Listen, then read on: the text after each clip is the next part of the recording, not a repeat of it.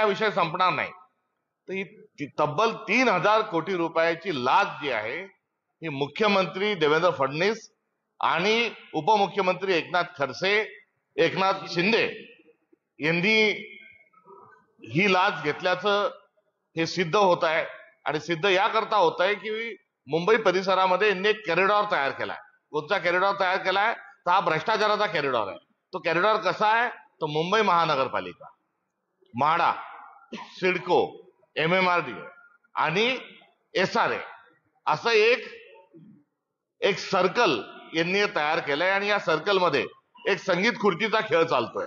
आणि हा संगीत खुर्चीचा खेळ चालत असताना हा एकीकडे अधिकारी जे लाडका अधिकारी जो आहे तो लाडका अधिकारीच या सगळ्या पोस्टिंगवर या खुर्च्यांवर बसवला जातोय। आणि या लाडक्या अधिकाऱ्यांनी काय करायचं तर लाडका ठेकेदार योजना राबवायची, जी मेगा कंपनीच्या माध्यमातून एकनाथ शिंदे साहेबांनी जो खेळ MMRDच्या माध्यमातून ते मुख्यमंत्री असल्यापासून जो चालवलाय त्याचाच कित्ता आता या सर्वदूर हा गिरवला जात आहे। त्यामुळे हे दुसरं तिसरं काही नाही, एक बोगदा आणि एक उड्डाण पूल। आणि या करताच्या निविदा आणि या छोट्या कामात जर यांनी 3000 कोटी रुपयांचा जर भ्रष्टाचार देवेंद्र फडणवीस आणि एकनाथ शिंदे साहेबांनी जर केलेला आहे तर मग तो समृद्धीचा विषय आहे, पुण्याचा जो रिंग रोड आहे त्याचा देखील विषय आहे।